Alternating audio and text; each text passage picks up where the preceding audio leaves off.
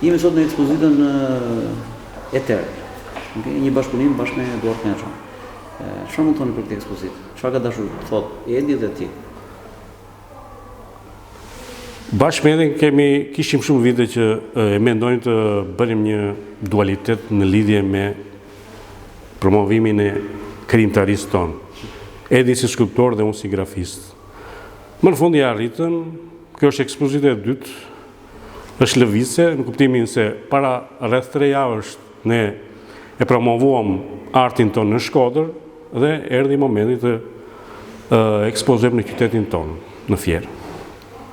Atëherë, kjo teknika ju është e veçantë, jo vetëm te ngjyrat, por edhe tek mënyra. Është teknika e ashtu quajtur ksilografi, por duke u ndalur para se të shtypet. Pra, gdhëndet druri, në rastin konkret është druahu, gdhëndet me zgurbjet përkatëse, dhe aty kalohet pastaj me penela ngjyra në vaj. Janë 3 ngjyrat parësore, që është e kuqja, e verdha dhe e bluja, plus edhe e bardha që plotëson. Si cilën këto veprat e Edit për shembull mund të rinde shumë bukur në një qytet, në një shesh, në një vend qendrim. Po grafika mund të qëndrojë si instalacion, si vepër arti në ambiente publike jashtë. Përgjithsisht është skulptura që zapton në thonjza hapësirën, ndërsa grafika apo piktura përgjithsisht e kanë, të themi, adresimin brenda.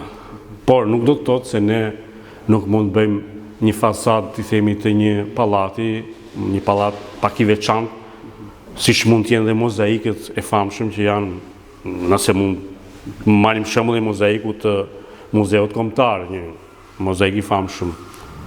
Pra edhe imazhit 2D mund të dalin në hapësirë.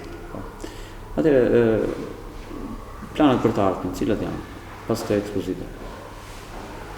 Planet për të ardhmen është që ne mos vetë kënaqemi, bëm këtë ekspozitë të radhës, mund të jetë dhe një ndalesë tjetër, diku tjetër, por të vazhdojmë me krijimtarinë tonë edhe t'i sjellim publikut atij Fiera, kryesisht me që jemi nga Fieri, krijimtarinë e radhës. Kjo është ide. Ju uroj sukses, faleminderit. Faleminderit ty.